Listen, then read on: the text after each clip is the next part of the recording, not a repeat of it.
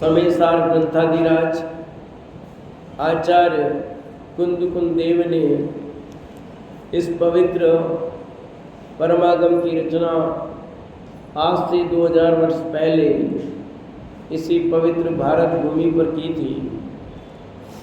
आचार्य कुंद देव के इस परमागम के आधार पर अपन चर्चा कर रहे हैं। 4 गाथाओं की अपनी चर्चा हुई, उसमें अपन एक बात समझी थी कि जो ध्रुव है, अचल है, अनुपम है, ऐसी दशा को प्राप्त सिद्धों को नमस्कार करते हैं और श्रुत के भी द्वारा कथित समय सार को कहेंगे। गाथा नंबर 2 में अपन ने समझा था समय 2 प्रकार का होता है, एक स्वसमय और एक पर समय। स्वसमय यानी सम्यक दर्शन ज्ञान चारित्र में स्थित होना और पर समय यानी उद्गल कर्म प्रदेशों में स्थित होना। गाथा नंबर 3 में हमने समझा था एकत्व में शांति है और अनेकत्व में संवाद है। गाथा नंबर 4 में समझा था काम भोग बंधन की कथा तो सुनने में आ गई है, परिचय में आ गई है, अनुभव में आ गई है, इसलिए सरल लगती है। और एकत्व विभक्त आत्मा की बात न सुनने में आई है, न परिचय में आई है, न अनुभव में आई है, इसलिए कठिन लगती है, पर वास्तव में कठिन नहीं है। ये बात अपन ने 4 गाथाओं में समझी थी और कहानी के रूप में अपनी बात चल रही थी कि आचार्य कुंद ने कितने वर्ष में दीक्षा ली? 11 वर्ष की अवस्था में उन्होंने दीक्षा ले ली। मैंने कल कहा था 11 वर्ष यानी उस समय 5वीं पढ़ता हुआ बच्चा आज की तारीख में, इससे ज़्यादा तो नहीं होगा। और आज का 5वीं का बच्चा पढ़ा हुआ इंटेलिजेंट है कि नहीं है? अब आप देख सकते हो हमारे बच्चे कितने आगे बढ़ गए हैं, उनको सब आता है। तो कुंद के समय में थोड़ा ज़्यादा इंटेलिजेंट हो गए, तो धीरे धीरे ज्ञान की कमी हो रही, बढ़ नहीं रही है। अपने को लगता है ज्ञान की बढ़ोतरी हो रही है। मैं आपसे पूछूं आपको कितने मोबाइल नंबर याद है? भी खुद के होंगे, घरवाली के भी याद नहीं होंगे, वो इसमें से खोल के करते हैं। और पहले कितने नंबर याद होते थे? सब टेलीफोन नंबर मुंह जबानी होते थे नहीं।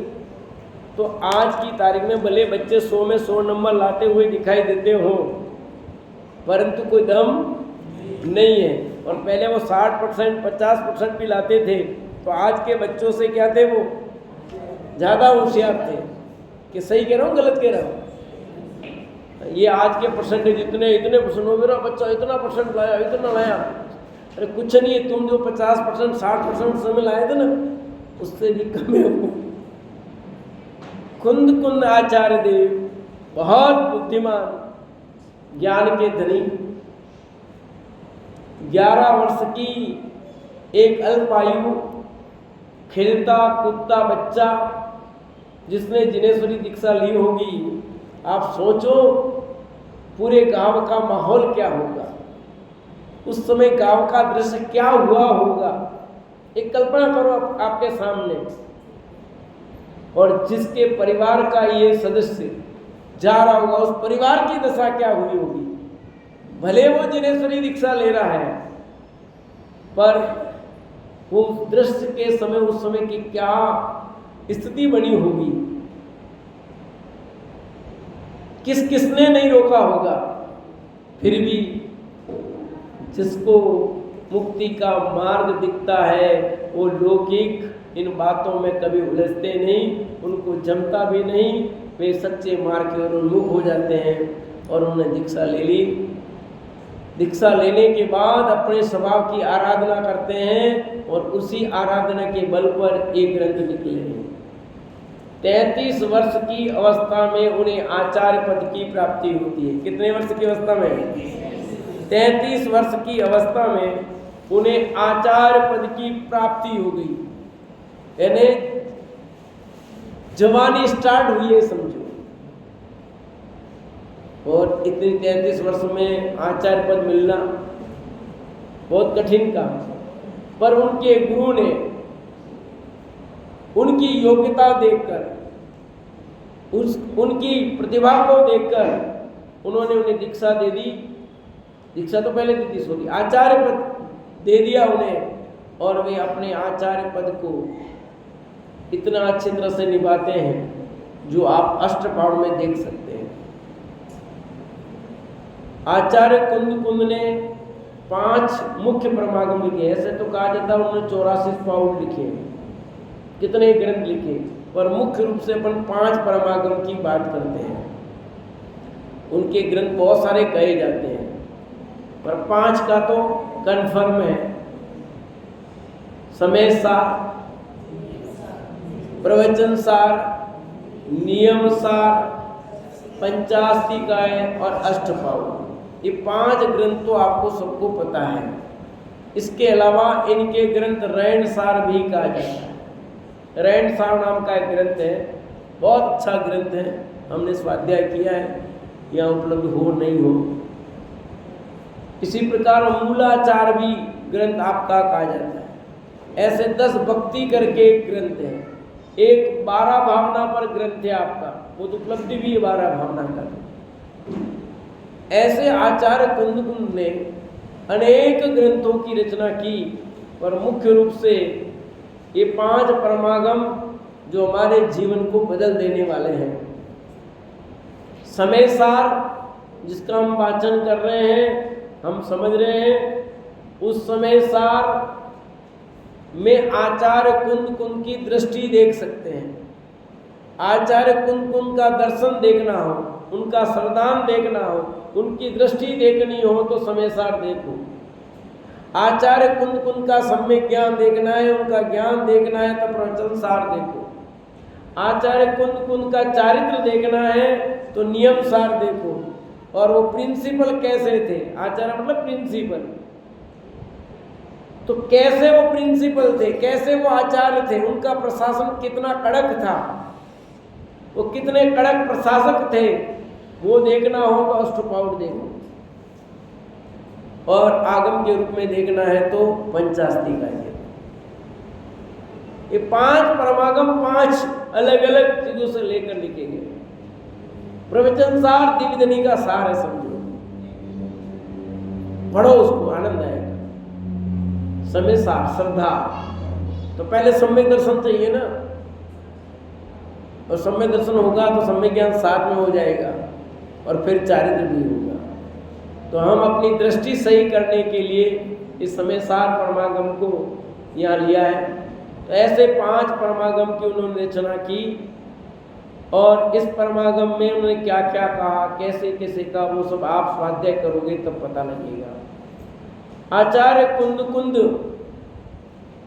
का देहावसान भी 95 वर्ष की उम्र में होता है। बहुत लंबी आयु, अच्छी आयु मिली, और अच्छी आयु पूर्ण करके वे स्वर्ग लोक में गए। कहाँ गए? अब कौन से स्वर्ग में है, अब ये तो अपने देखा नहीं, पता नहीं, पर आप पता कर सकते हो। आपके कोई दोस्त हो देव, उसको पूछो प्रश्न, कहीं जाते हो ना पूछने प्रश्न, तो उससे पूछो जाकर के, मेरा तो ये प्रश्न है भाई कि हमारे आचार्य देव कुंद कहाँ गए थे, तुम बताओ। वो अपना आदि ज्ञान लगाए, जाकर के आए, पूछ के आए, पता नहीं तो समुद्र में जाए श्रीमंदिर भगवान के दरबार में, ठीक है। तो जिनको देवी देवता आते हो,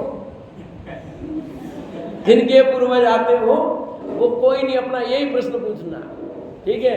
मेरा सामान कब गया, मेरे छोरा होगा कि छोरी होगा, ऐसा नहीं पूछ के जरा ये प्रश्न पूछना कि मुझे सम्यक दर्शन कब होगा, मेरे आचार्य कुंद देव कहाँ गए, उनको पूछना और पता कर लेना, वो बताते कि नहीं बताते जरा देखना, ठीक है। तो कहानी भी यही रुकते हैं, अपन आते हैं अपनी बात पर। तो 4 गाथाएं अपनी हो गई, और 5वीं गाथा पर अपन बात कर रहे हैं। आज एक बार दोहरा लेते हैं, सब एक साथ तैयार। तो पहली गाथा में क्या समझा अपन ने, जो ध्रुव ऐसे सिद्धों को मैं और श्रुत केवली धारा कटी। गाथा नंबर 2, समय, स्वसमय और स्वसमय यानी पर समय यानी समय दो प्रकार का हो गया। गाथा नंबर 3 एकत्व में अनेकत्व में। गाथा नंबर 4 काम भोग बंधन की कथा तो सुनने में आ गई, परिचय में आ गई, अनुभव में आई। इसलिए एकत्व विभक्त आत्मा की बात न परिचय में आई न अनुभव में आई, इसलिए पर कठिन। आचार्य कुंतुल ने जब ये बात कही तो शिष्य तैयार हो गया कि महाराज जब इतना सरल वो आत्मा है तो मुझे वो आत्मा दिखाओ, मैं तैयार हूँ। मैं उस शुद्धात्मा को, उस समय के सार को, उस एकत्व विभक्त आत्मा को मैं जानने को, मैं देखने के लिए तैयार हूँ। अब उसकी पात्रता जग गई है। तो आचार्य कुंतुल देव 5वीं गाथा में उसे सावधान करते हुए अपनी बात कहते हैं कि आप कह रहे हो कि मैं समय सार, पहली गाथा में भी बोला मैं समय सार कहूँगा, दूसरी गाथा में उन्होंने कहना भी चालू किया, तीसरे में उन्हें भेद बता दिया, चौथी में कह दिया कि शिष्य का समाधान कर लिया, क्यों समझ में तुझे नहीं आ रहा है। अब वो शिष्य तैयार हो गया, अब वास्तव में सरल है, आत्मा जानना सरल है। तो बताओ, तो कहते कि बता दूं हाँ। तो देखो क्या कहते हैं गाथा नंबर 5 में कैसे सावधान करते हैं और कैसे वो बता रहे हैं। तम एतमिहतम दायम अपनो सवे हमेना जदि दाये जपमानम चुके चलम नगे तम। और बोलना याद भी करनी। तम एतमिहतम दायम अपनो सवे हमेना जदि दाये जपमानम चुके चलम नगे तम। तम एतविहतम, वह एतविहतम एकत्व विभक्त जो आत्मा है, अपनो आत्मा सविहेन जदिदायेच प्रमाणम चुक्केज छलम नगेतव्यम। मैं उस एकत्व विभक्त आत्मा को दिखाऊंगा, दायम दिखाऊंगा, अपन उस आत्मा को सविहेन अपने वैभव से दिखाऊंगा, अपने निज वैभव से, सविहेन अपने निज वैभव से दिखाऊंगा। यदि दाये जब मैं दिखाऊं, प्रमाणम प्रमाणित करना, चुक्केच छलम नगेतव्यम तू छल ग्रहण मत करना। यहाँ सावधान किया है कि तू जो से भगवान आत्मा को देखने के लिए तू तैयार हुआ है, तो मैं भी तुझे अपने निज वैभव से दिखाऊंगा। कैसे दिखाऊंगा? अपने निज वैभव से दिखाऊंगा। तू उसे प्रमाणित करना, उसमें छल ग्रहण, क्या बोला? छल ग्रहण मत करना। सावधान किया है क्योंकि बड़े चतुर लोग होते दुनिया। आचार्य कुंद देव बहुत दूरदृष्टि वाले, बहुत दूरदृष्टि थे, इसलिए उन्होंने 5वीं गाथा में ये बात कह दी। आगे 6वीं गाथा से समझ लो प्योर समय सार शुरू हो रहा है। तो उस समय सार को शुरू करने के पहले अपने शिष्यों को सावधान कर लिया, क्योंकि कभी कभी क्या हो जाता है ऐसा, गुरु से भी बढ़कर के चेला निकल जाता है। होता है कि नहीं? होता है ऐसा, और ऐसा होता है कि बहुत होता है। और विद्वानों की कोई कमी नहीं होती है, और कुछ लोग ऐसे होते हैं जिनका काम ही ये होता है कमियां निकालना। आपने पुराण में पढ़ा हो श्रोताओं के प्रकार, पढ़े कि नहीं पढ़े? सुने तो होंगे कई ग्रंथों में, विश्वदृष्टि तरंगी ग्रंथ उसमें भी दिए हैं, रत्नकण सावकाचार में दिया है, मोक्ष मार्ग प्रकाशक में अलग रंग से दिया, पर जिस एंगल में मैं बात कर रहा हूँ उस बात में कह रहा हूँ। और पुराण में देखो 2-3 पुराणों में अलग अलग दिए हैं। तो एक श्रोता मिट्टी जैसा, एक श्रोता पत्थर जैसा, एक छलनी जैसा, बहुत सारे श्रोता दिए हैं। सुदृष्टि तरंगिणी में है, रत्नकर्ण सावकाचार में है, पुराण में है, सब में है, बहुत सारे ग्रंथ में है। तो अपने को श्रोता कौन सा बनना, वो देखना है। तो आचार्य कुंदकुंद देव को ये पता था कि मैं जो बात कह रहा हूं बहुत बुद्धिमान लोग भी हैं और कुछ लोग ऐसे भी होंगे जिनका काम होगा कि कमियां निकालना। अतः उन्होंने इस गाथा के अंत में कहा छलम न गेतव्यम चुकेच छलम में कदाचित, कुछ चुक जाऊं, कुछ चुक जाऊं, चूकूंगा नहीं, फिर भी चुक जाऊं तो छल ग्रहण मत करना। सबसे पहले तो ये कह रहे हैं कि मैं उस एकत्व विभक्त आत्मा को, तो आपके मन में इतने दिन सुनते सुनते हो गए, 5वां दिन प्रश्न उठ रहा है, ये एकत्व विभक्त क्या होता है? एकत्व और विभक्त दो शब्द आ रहे हैं ना। एकत्व का मतलब क्या और विभक्त का मतलब क्या?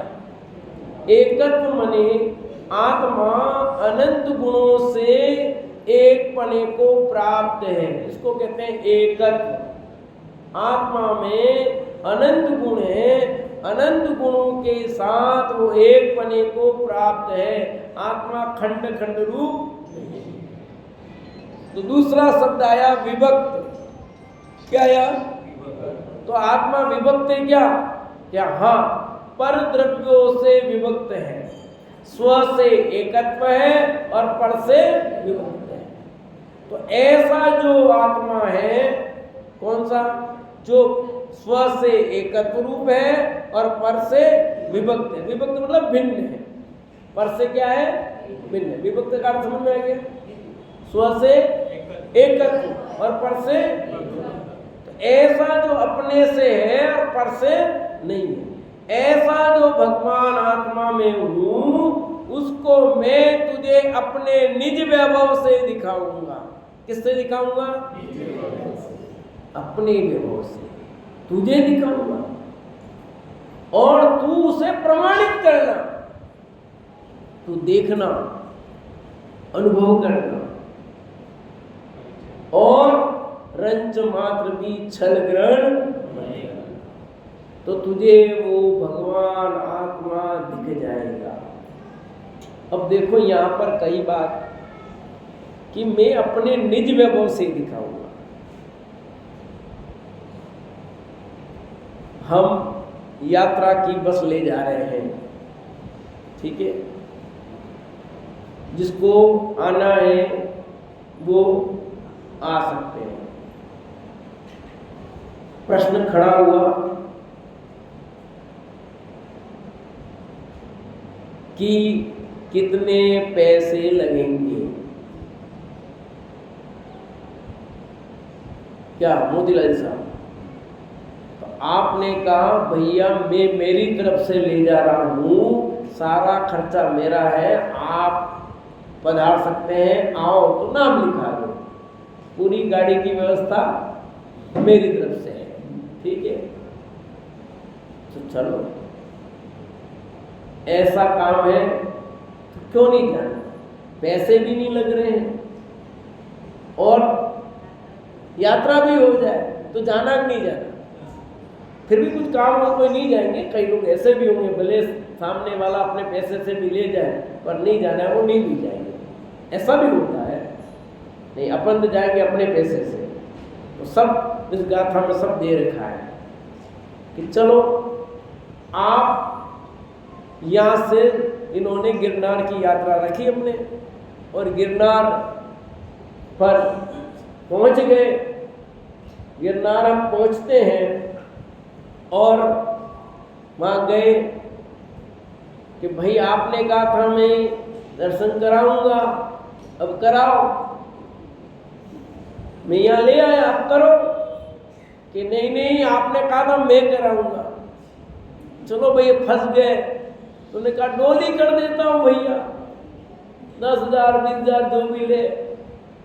डोली कर दी, डोली से ऊपर पहुंच गए मंदिर पर कि अब करो।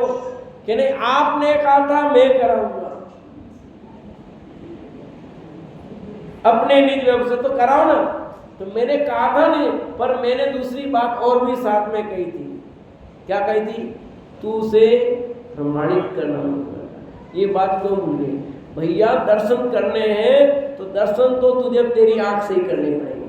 यहां ये निज वैभव हो गया कि नहीं? यहां तक हम तुमको ले आए, और अब तुझे भगवान के दर्शन करने हैं तो तुझे तेरी आंख से ही करने पड़ेंगे। मेरी आंख नहीं दूंगा मैं तुझे। अब यहां छल ग्रहण कर रहा कि नहीं कर रहा हो? तुमने कहा मैं कराऊंगा मैं कराऊंगा, अब मालिया आए वहां तक भी खर्चा कर दिया। फिर वो के कि आप तो दो कराओ। मैं करा रहा हूं ना, कर। कि कहां करा रहे हो आप? कि मैं करा रहा हूं, करना। कि कहां करा रहे हो? आप तो दे ही नहीं रहे आपकी आंख। तो ये छल ग्रहण करना है कि नहीं बताओ? ऐसे ही हम छल ग्रहण करते हैं। आचार्य कुंद कुंद कह रहे हैं कि मैं अपने निज वैभव से तुझे दिखाऊंगा, हस्ता मलक वत तुझे वो आत्मा दिखाऊंगा, तुझे प्रमाणित करना। इस तरह के लिए प्रमाणित करना, जैसे ये बड़ा राष्ट्रपति हो ना, सील लगा, वैसे आचार्य कुंद कुंद प्रमाणित करना मतलब तू परीक्षा करके स्वीकार करना, मेरे कहने से मत मान लेना। मैं तुझे वो भगवान आत्मा दिखाऊंगा, तू देखना, उसको परीक्षा करके अच्छी तरह स्वीकार करना, नहीं तो गड़बड़ हो जाएगा। छल ग्रहण करने के पूरे चांस हैं। एक गाथा में जबरदस्त है छगन भाई साहब। जो लोग बिना परीक्षा किए इसको अपनाएंगे वे कभी भी बदल सकते हैं, वो किधर भी जा सकते हैं। और जो परीक्षा करके सही ढंग से अपनाएगा, प्रमाणित करेगा, वो कभी बदल नहीं सकता। तो समझ में आया कुछ कह रहा हूं मैं? राजू भाई कुछ कह गया बहुत बड़ी बात में। अब जिसके समझ में आई हो उसको समझ में आएगी, नहीं आई उसके कुछ पल्ले नहीं पड़ेगा। अरे आपने इस जिन धर्म को अपनाया है तो आपने इसको देखा देखी अपनाया है, कि कुल अपेक्षा से अपनाया है, कि धर्मानुकरण से अपनाया है। क्या है तुम्हें? आपने इसे प्रमाणित किया है कि नहीं? और नहीं किया है तो आज इधर कल उधर परसों उधर तरसों उधर कहीं भी जा सकते हो आप, आपका कोई ठिकाना नहीं है। समझ आए महेंद्र जी? क्यों बदल जाते हो? क्यों ठिकाना नहीं होता है हमारा?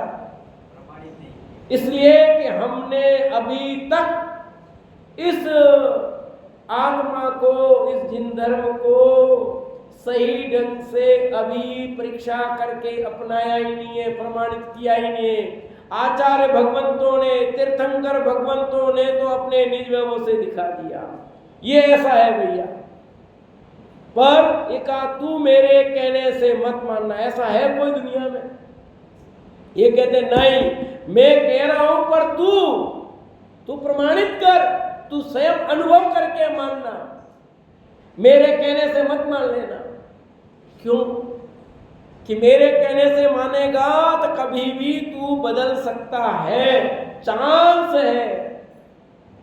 नहीं तो कोई स्वयं ने अच्छी तरह से परीक्षा करके माना है तो गुंजाइश नहीं रहती बदलने की। जैसे देखो, कई बार उदाहरण आपने सुना भी होगा, मैं बहुत देता हूं, आपने मेरे प्रश्न सुने हो उसमें, या दादा के प्रश्न सुने हो, दादा भी उदाहरण देते हैं, मैं भी उस उदाहरण को देता हूं। एक व्यक्ति मार्केट में गया, पिताजी ने उसको 1 लाख रुपए दिए और लाख रुपए लेकर के वो मार्केट में खरीदने गया। गांव का था, शहर में आया, रुका और वो मार्केट में गया, सामान लिया, फिर वापस अपनी जगह आया, हिसाब लगाया। भाई वापस 1 लाख का हिसाब तो मिलना चाहिए कि नहीं मिलना चाहिए? अब सब लिखा। अब 500 रुपये कम पड़ रहे हैं, 55,500 रुपये का हिसाब मिल गया। अब 500 रुपये कम पड़ रहे हैं। उसने फिर लगाया कि देखो मैं घर से चला, बस में बैठा, इतने रुपए दिए, लिखे मैंने, फिर उसकी दुकान पे गया, इतना माल खरीदा, स्लिप है, वहाँ गया है, वहाँ गया है, वहाँ गया है, सब तो कंप्लीट। और सोचता है, खूब सोचा पर याद नहीं आया। फिर उसके दिमाग में एक शंका खड़ी हो गई, कहीं एक नोट कम भी हो सकता है, एक नोट हो सकता कम हो, गिनती करते हैं इतने तो एक कम भी हो, कभी एक ज़्यादा भी निकल जाता, कभी एक कम भी हो जाता है, हो जाता है, होता नहीं होता है, हो सकता है कम। फिर सोचा उसने, फिर देखा तो नहीं यार, तो निश्चित रूप से कम हो, पिताजी गिनते होंगे कभी पर कभी उनसे। ये जो शंका खड़ी हुई पिताजी पर, वो क्यों हुई?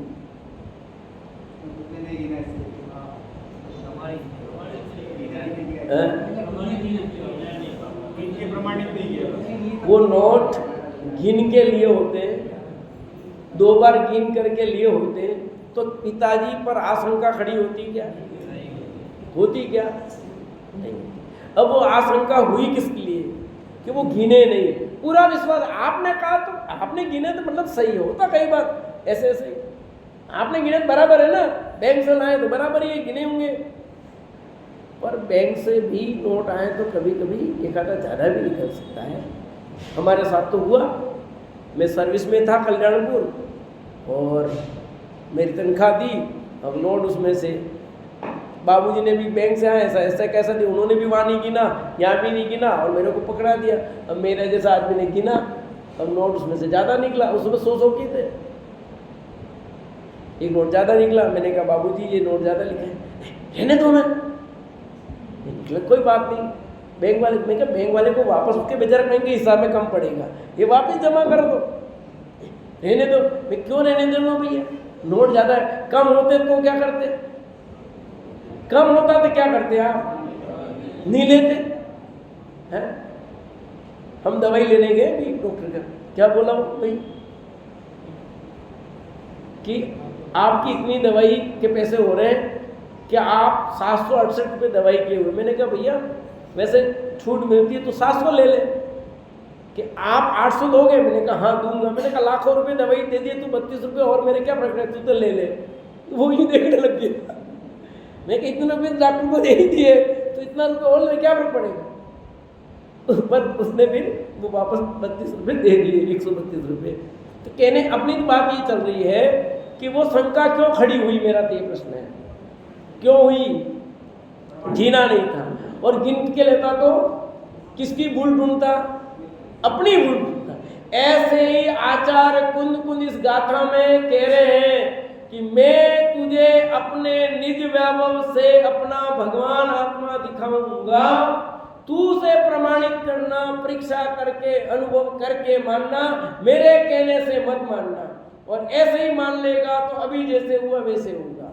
और यही हो रहा है, लोग स्वयं अनुभव करते नहीं, प्रमाणित करते नहीं, और देखा देखी तो कोई भी मर्जी आए जो कह रहा है। कोई कहता है कि चौथे गुण स्थान में आत्मा का अनुभव नहीं होता है, कोई कहता है होता है, कोई कहता है कि आत्मा होता ही नहीं है, कोई कह रहा है कि आत्मा फात्मा की बात से कोई लेना देना नहीं है। मर्जी आए तो जो कुछ कह रहा है। क्यों कह रहा है?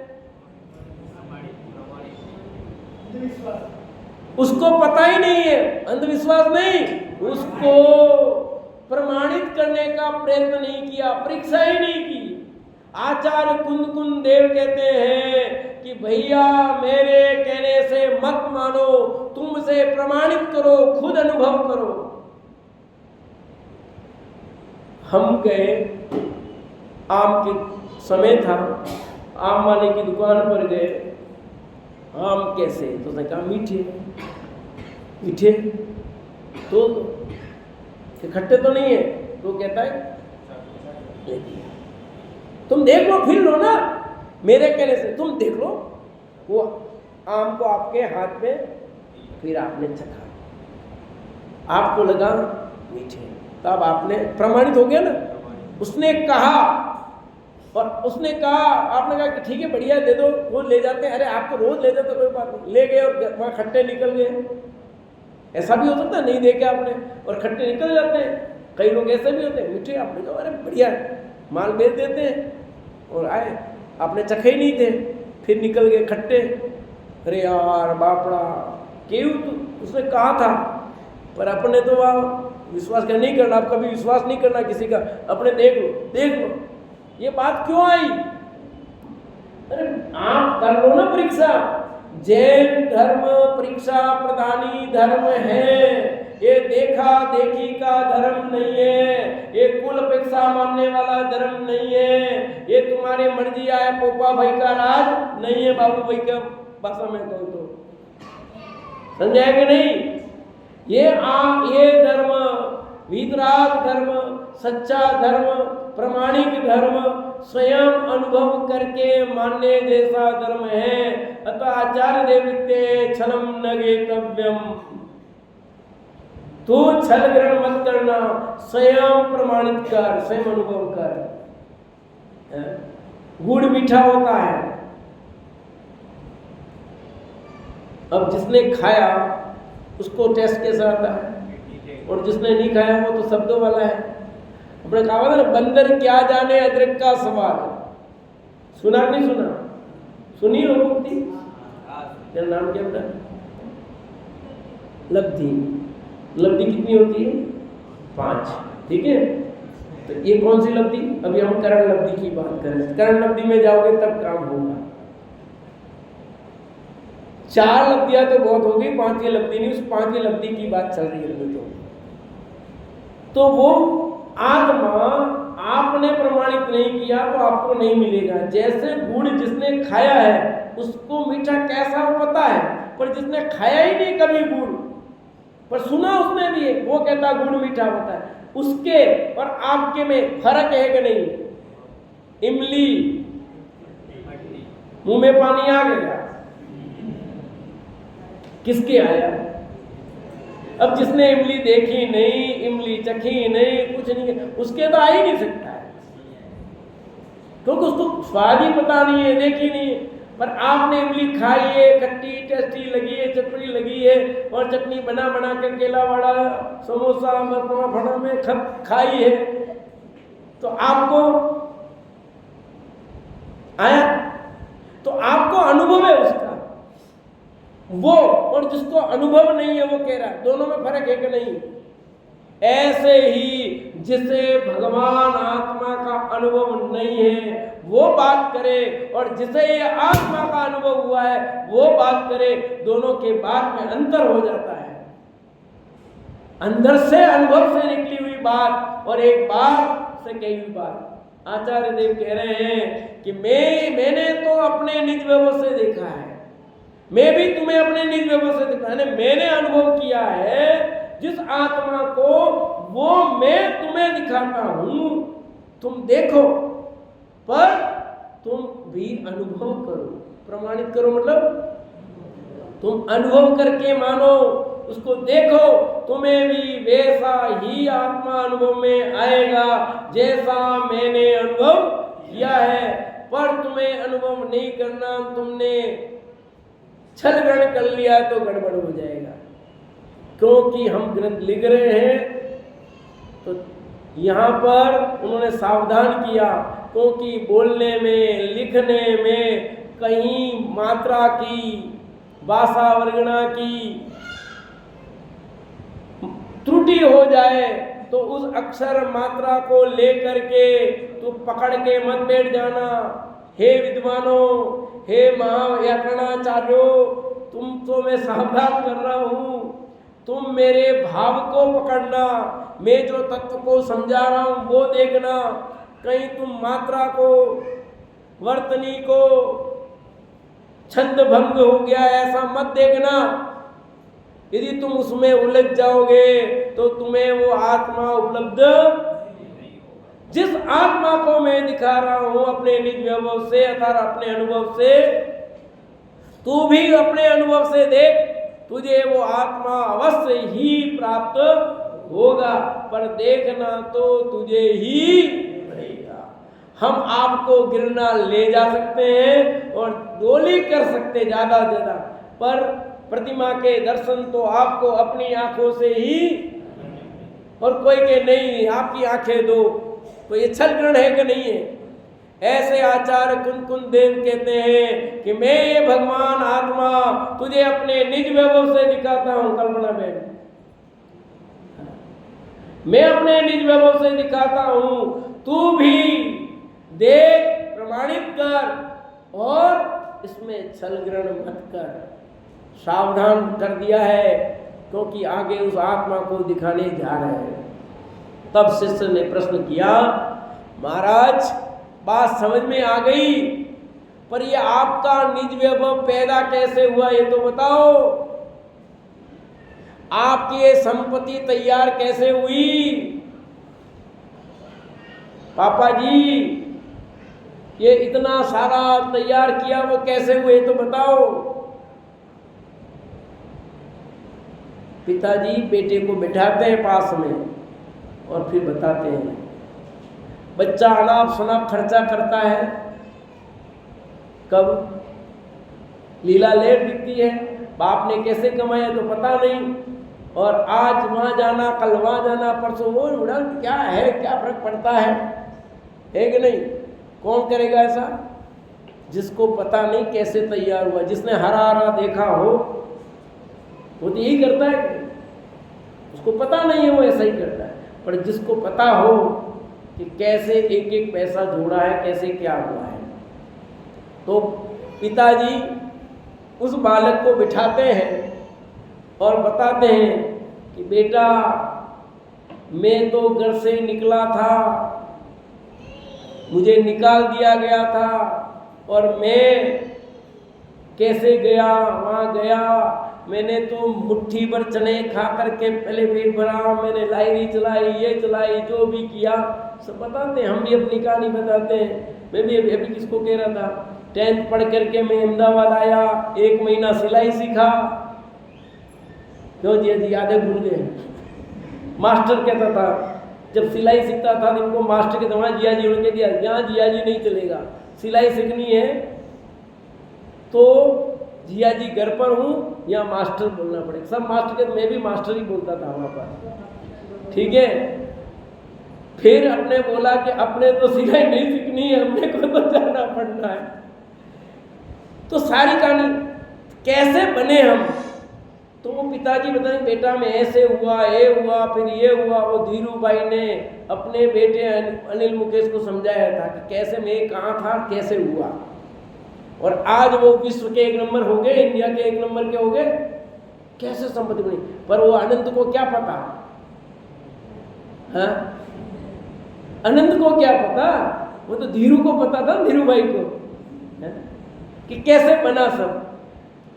ऐसे आचार्य कुंद बैठ के बता रहे भैया मेरा ये वैभव कैसे तैयार हुआ तुझे बताता हूँ, तो समझ, तू समझ रहा है ये तो बिल्कुल इजी है, एकदम ऐसे नहीं हुआ है, ये इसका प्रोसेस है। तो बताओ मैं सुनने को तैयार हूँ। तो वे कहते हैं कि मेरा निज वैभव 4 रीति से तैयार हुआ है। कितनी रीति से? निज वैभव कैसे तैयार हुआ था, सम्यक दर्शन की प्राप्ति का उपाय क्या है, आत्मानुभूति का उपाय क्या है, वो इस गाथा की टीका में आचार्य देव ने बताया है। क्या बताया? कि मेरा यह निज वैभव आगम के सेवन से, युक्ति के अवलंबन से, पर अपर ग्रुप के सेवन से और ससंवेदन से उत्पन्न हुआ है। देखो पेज नंबर 15 भावार्थ में देखो, ऊपर लिखा है आचार आगम का सेवन, युक्ति का अवलंबन पर और अपर गुरु का उपदेश और स्वसंवेदन, यो 4 प्रकार से उत्पन्न हुए अपने ज्ञान के वैभव से एकत्व विभक्त शुद्ध आत्मा का स्वरूप दिखाते हैं। मिल गया कि मेरा ये निज वैभव है ना, वो कैसे तैयार हुआ है? आगम के सेवन से, युक्ति के अवलंबन से, पर अपर गुरु के उपदेश से और स्वसंवेदन से मेरा ये निज वैभव मिला है। अब आगम का सेवन क्या होता है, युक्ति का अवलंबन क्या है, पर अपर गुरु का उपदेश क्या है, स्वसंवेदन क्या है, ये सब समझेंगे अपन बहुत अच्छी तरह से इसको। पर पहले 4 बोल याद हो जाने चाहिए आपको। मैं बुलाऊंगा, आपको बोलना है और याद रखने हैं। शाम के प्रश्न में ये पूछा भी जाएगा, जिसका टर्न है वो नोट कर ले, ये प्रश्न पूछना ही पूछना है कि निज वैभव कैसे तैयार हुआ है।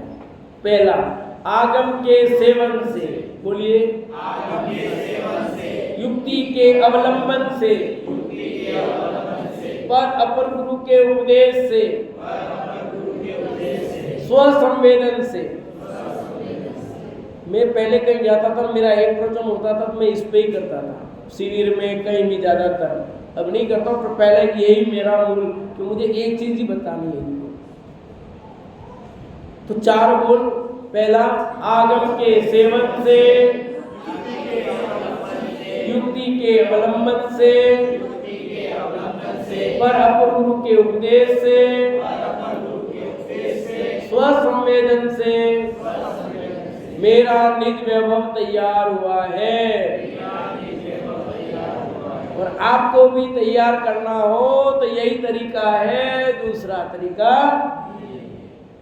विधि यही है, प्रोसेस यही है। समझे नहीं? प्रोसेस अप्लाई करोगे तो काम हो जाएगा, प्रोसेस अप्लाई नहीं करोगे तो काम होगा। जो विधि है उस विधि से करोगे तो काम सक्सेस है, और विधि सही नहीं होगी तो गड़बड़ हो जाएगा। विधि सही एक नहीं, हलवा बनाने की विधि है, उस विधि से हलवा बनाओगे तो सही बनेगा। आपको बेसन चक्की बनानी है, जो प्रोसेस उससे करोगे तो बनेगा। प्रोसेस गड़बड़ कर दोगे तो गड़बड़ हो जाएगा कि नहीं हो जाएगा? कभी कभी चम्मच से खानी पड़ जाए, क्यों हुई गड़बड़ी ऐसी? प्रोसेस में गड़बड़ी है, सब बराबर तो किया था, कहीं कौन आया? कोई नहीं आया है, कोई बाबजी नहीं है, बाबजा नहीं है, कोई नहीं है। तुम्हारे प्रोसेस में गलती हुई है, तुम्हें वो नहीं दिखता, तुम्हें दिख जाता वो बाबजी कोई आ गया। कोई बाबजी नहीं आया है, न बाबजा नहीं आया है, आया तुम्हारा प्रोसेस गड़बड़ है। ऐसे ही ये निज वैभव अपने इन 4 तरीके से, इस तरीके से ही होता है, दूसरा तरीका नहीं है। आप इस विधि से करोगे, आपको भगवान आत्मा उपलब्ध न हो ऐसा हो ही नहीं सकता, हो ही नहीं सकता। पर विधि तो अपनानी पड़ेगी, प्रोसेस तो पूरा अपनाना पड़ेगा। तो हम आगम का सेवन, युक्ति का अवलंबन, पर अपर गुरु का उपदेश और स्वसंवेदन ये करेंगे, और फिर हमें भगवान आत्मा न मिले तो फिर कुन के पास जाओ, फिर वो जवाब देंगे क्यों नहीं हुआ।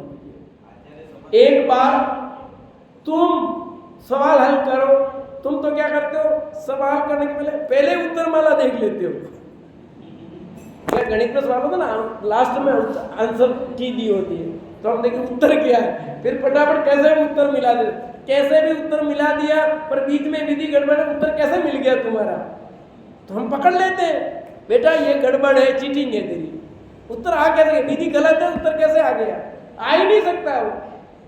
भैया प्रोसेस पूरा करो, फिर देखो उत्तर वाले गड़बड़ है। आपने विधि बराबर की है और फिर आंसर नहीं मिले आंसर की से, तो फिर सर से पूछो, फिर सर देख लें, कभी आंसर की प्रिंट में गलत हो जाए, कभी हो सकती है, तो फिर गुरु से तो बता देंगे हाँ ये तुम्हारा सही है, गलत है। पर हम तो प्रोसेस ही अपनाना नहीं चाहते, विधि अपनाना नहीं चाहते, और सीधे तो फिर वो आपको उपलब्ध नहीं होगा। हाँ क्या कहते हैं? आचार्य समझपत्र ने भी भगवान की परीक्षा करके बिना परीक्षा किए तो आप जैन धर्म अपना रहे हो, इसलिए बदल जाते हैं। संख्या कम हो जाती है, सब गड़बड़ हो जाता है। आचार्य कुंकुम देव ने इसलिए सावधान किया, भैया ये जिन धर्म तो परीक्षा करके मानो, परीक्षा प्रधानी बनो, बिना परीक्षा प्रधानी बनोगे तो आप कब भी बदल सकते हो, और बदलते भी लोग इसीलिए जिनका कोई ठिकाना। हमने तो परीक्षा करके अपनाया है, इसलिए हमें कोई झुका नहीं सकता। हमें अब इधर इधर कोई करे तो कुछ नहीं, हम कहीं भी चले जाए, समझे नहीं। मोक्ष मार्ग टाइम तो हो गया, बोलता हूँ। मोक्ष मार्ग प्रकाशन में लिखा ब्रह्मा जी ने कि वैद्य जहर खाए तो भी बच जाए, और तुम वैद्य जहर खाओ तो मर जाओ। ये कोई बात होती है? उसे पता है ना, जहर खाया पर कैसे खाया, कितना लेना नहीं लेना, उसको पता क्या उसका अल्टरनेट है, और आपको कुछ पता ही नहीं है, आप खाओगे तो मरोगे ही। तो जो पक्का हो गया है, जिसको एकदम दृढ़ मजबूत, वो दुनिया में कहीं भी जाए कहीं कुछ नहीं होगा। समुद्र भद्र उसी पिंडी पर वहां चले गए तो भी कुछ नहीं है, वैसे लेके आ गए, जीत करके गढ़ जीत के आ गए। अकलन निकलन वहां चले गए तो भी गढ़ जीत के आ गए, पर तुम तो बदल जाते हो, तुम्हारा कोई ठिकाना नहीं, क्योंकि तुम्हारा निर्णय नहीं है। ऐसा में इसलिए निर्णय करना पड़ेगा पक्का। कल हम बात करेंगे आगम का सेवन युक्ति का अवलंबन कैसे करें, परीक्षा कैसे की जाती है, इसकी चर्चा कल करेंगे। अभी गाथा अपनी 5 हुई, दोहरा लेते एक बार। मैं एकक विभक्त आत्मा को अपने निज वैभव से दिखाऊंगा, तू उसे प्रमाणित करना, छल ग्रहण मत करना। फिर बोलता, फिर पूछूंगा। तैयार है? तैयार नहीं? अभी तैयार सुनाइए। मैं एकक विभक्त आत्मा को अपने निज वैभव से दिखाऊंगा, तू उसे प्रमाणित करना, छल ग्रहण।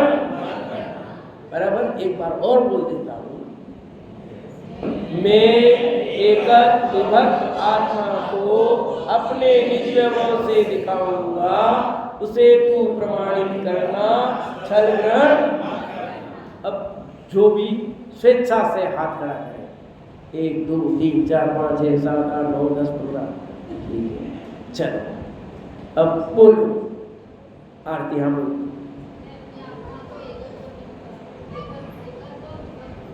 आत्मा को अपनाऊंगा नहीं, दिखाऊंगा, छल ग्रहण नहीं करूंगा, नहीं करना। बात पूरी पलट गई। तुम छल ग्रहण मत करना, मैं छल ग्रहण मैंने दिखा दिया, बात बदल गई एकदम। मैं एकक विभक्त आत्मा को अपने निज वैभव से दिखाऊंगा। अभी उन्होंने देख लिया, अब दिखाना है शिष्य को, तो क्या मैं दिखाऊंगा, तू उसे प्रमाणित करना है, अनुभव करना, छल ग्रहण मत करना। तो शिष्य को कह रहे हैं ना कि तू छल ग्रहण मत कर। बोलो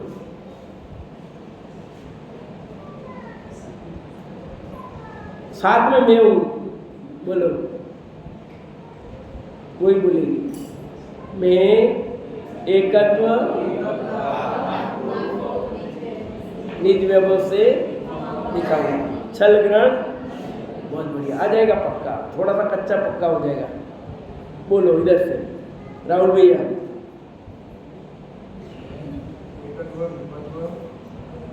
आत्मा को से दिखाऊंगा, प्रमाणित करना, छल ग्रहण, ठीक है।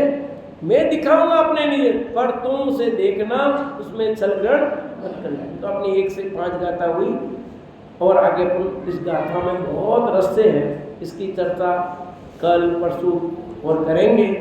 क्या कहना चाहते हैं आचार्य देव, कहाँ तक ये पहुँचाना चाहते हैं, उस आत्मा की अनुभूति कैसे कराना चाहते हैं, वो अपन समझेंगे।